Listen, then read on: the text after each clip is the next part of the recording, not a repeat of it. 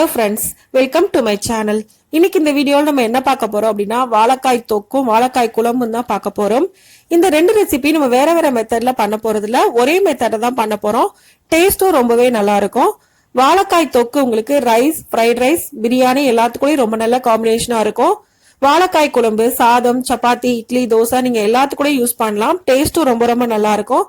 வாங்க எப்படி பண்றதுன்னு வீடியோல பார்க்கலாம். அதுக்கு நான் முதல்ல ஒரு கடாய் எடுத்துக்கிறேன். அதில் 2 ஸ்பூன் அளவுக்கு எள்ளு ஆட் பண்றேன். இப்போ இது நல்லா ஃப்ரை பண்ணிக்கலாம்.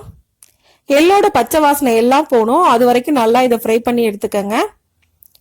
மீடியம் ஃப்ளேம்ல வச்சு பொறுமையா ஃப்ரை பண்ணணும். இப்போ இது நல்லா ஃப்ரை ஆயிடுச்சு. இந்த அளவுக்கு இது நல்லா ஃப்ரை ஆனதுக்கு அப்புறமா இது கூட தேங்காய் துருவல் ஆட் பண்றேன். 2 ஸ்பூன் அளவுக்கு ஆட் பண்ணிக்கங்க. இப்போ தேங்காய் துருவல் ஆட் பண்ணியாச்சு. இதையும் நல்லா ஃப்ரை பண்ணிக்கலாம். 2ல இருந்து 3 நிமிஷத்துக்கு மீடியம் ஃப்ளேம்ல வச்சு ஃப்ரை பண்ணி எடுத்துக்கங்க. இப்போ நல்லா ஃப்ரை ஆயிடுச்சு. இப்போ இதை ஆற வச்சிடலாம்.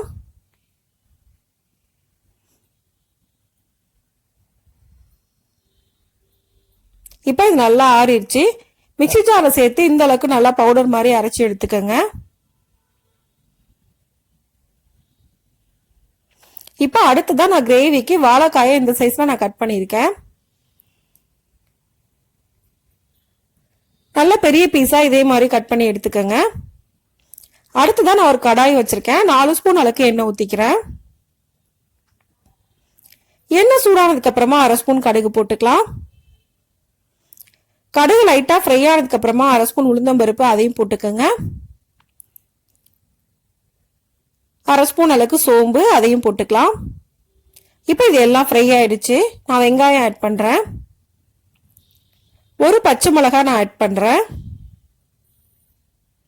கொஞ்சமா கருவேப்பிலையை ஆட் பண்ணிக்கோங்க. இது எல்லாம் ஆட் பண்ணதுக்கு அப்புறமா நல்லா ஃப்ரை பண்ணிக்கலாம். நான் இன்னைக்கு 2 பெரிய வெங்காயம் எடுத்திருக்கேன். நீங்க சின்ன வெங்காயம் போடுறதுனாலும் போட்டுக்கலாம். இப்போ இது நல்லா ஃப்ரை ஆயிடுச்சு. இந்த ஸ்டேஜ்ல 2 தக்காளியை அரைச்சிட்டு அதோட பேஸ்ட்டை நான் ஆட் பண்றேன். நீங்க தக்காளி சின்ன சின்னதாக கட் பண்ணிட்டு கூட போட்டுக்கலாம். ஆனா இந்த மாதிரி போட்டா டேஸ்ட் ரொம்ப நல்லா இருக்கும். 1 ஸ்பூன் அளவுக்கு இஞ்சி பூண்டு பேஸ்ட் அதையும் போட்டுக்கோங்க. இப்போ இது எல்லாத்தையும் சேர்த்து பச்சை வாசனை போற அளவுக்கு நல்லா ஃப்ரை பண்ணிக்கோங்க. தக்காளி, இஞ்சி பூண்டு அதோட பச்சை வாசனை எல்லாம் போகணும். இப்போ இது கூட 1/2 ஸ்பூன் அளவுக்கு மஞ்சள் தூள் போட்டுக்கலாம். காரத்துக்கு ஏற்ற மாதிரி குழம்பு மிளகாய் பொடி நான் போடுறேன். நான் இன்னைக்கு 2 ஸ்பூன் அளவுக்கு போட்டிருக்கேன். நீங்க உங்க காரத்துக்கு ஏற்ற மாதிரி போட்டுக்கலாம். இப்போ அது கூட 1 ஸ்பூன் அளவுக்கு காஷ்மீரி சில்லி பவுடர் போடுறேன். அது போடும்போது நமக்கு நல்ல ரெட் கலர்ல கிடைக்கும். அது வேணாம் அப்படின்னா நீங்க அவாய்ட் பண்ணிக்கோங்க. இப்போ இது கூட 1/2 ஸ்பூன் அளவுக்கு கரம் மசாலா அதையும் போட்டுக்கிறேன்.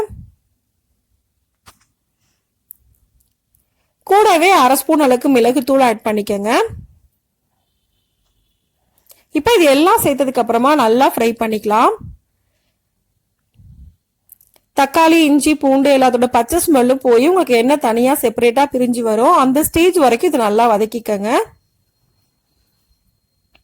இப்போ இதை சிம்ல வச்சு மூடி வச்சு 2ல இருந்து 3 நிமிஷத்துக்கு நம்ம ஃப்ரை பண்ணோம் அப்படின்னா நல்லா குக் ஆகி வந்துடும்.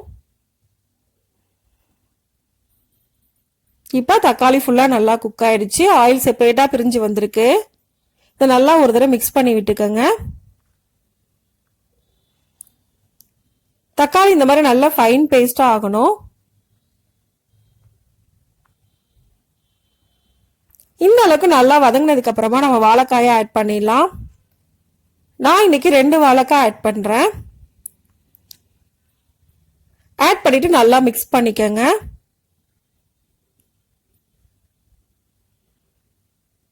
மிக்ஸ் பண்ணிட்டு ஒரு 2 நிமிஷம் போல இதை ஃப்ரை பண்ணிக்கலாம்.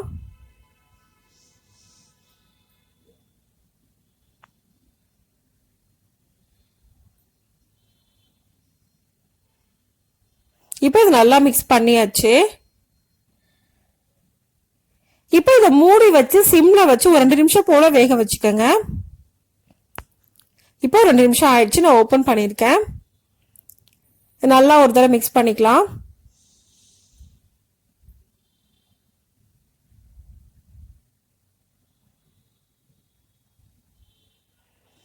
இப்போ நல்லா மிக்ஸ் பண்ணியாச்சு. இந்த அளவுக்கு நல்லா மிக்ஸ் பண்ணதுக்கு அப்புறமா இது வேகிறதுக்கு தேவையான அளவுக்கு தண்ணி ஊத்திக்கலாம். நான் இன்னைக்கு ஒரு 1/2 கப் அளவுக்கு தண்ணி ஊத்திருக்கேன்.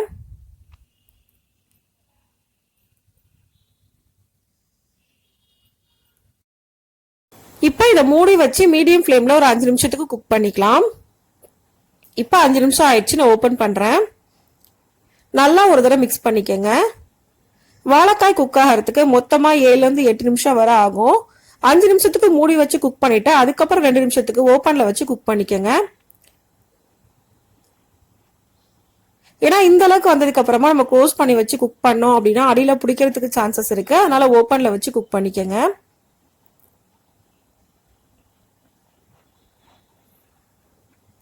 இப்போ ஓரளவுக்கு நல்லா குக் ஆயிருச்சு. இந்த ஸ்டேஜ்ல அது கூட தேவையான அளவுக்கு உப்பு சேர்த்துக்கலாம்.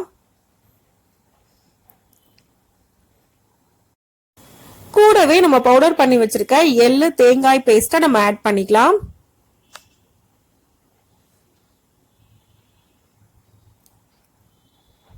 இப்போ இது எல்லாம் சேர்த்ததுக்கு அப்புறமா நல்லா மிக்ஸ் பண்ணிக்கங்க. மிக்ஸ் பண்ணிட்டு மீடியம் ஃப்ளேம்ல ஒரு 2 நிமிஷம் போல குக் பண்ணா போதும், நமக்கு ரெடி ஆயிடும்.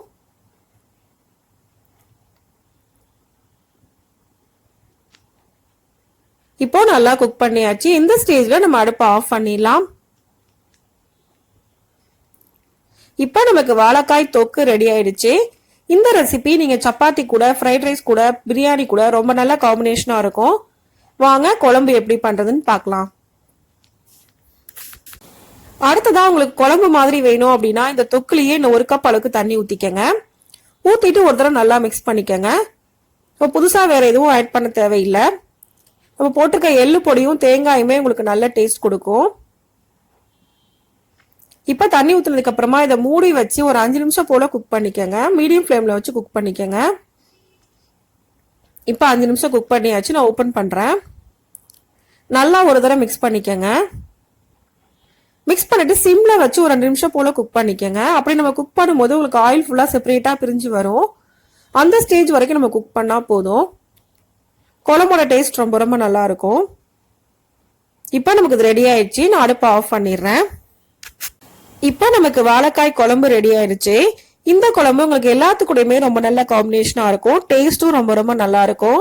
இந்த ரெசிபியை இதே மெத்தட்ல நீங்களும் செஞ்சு பாருங்க. இந்த வீடியோ உங்களுக்கு பிடிச்சிருந்தா லைக் பண்ணுங்க, ஷேர் பண்ணுங்க, கமெண்ட் பண்ணுங்க. மறக்காம சேனலை சப்ஸ்கிரைப் பண்ணுங்க. தேங்க்ஸ் ஃபார் வாட்சிங்.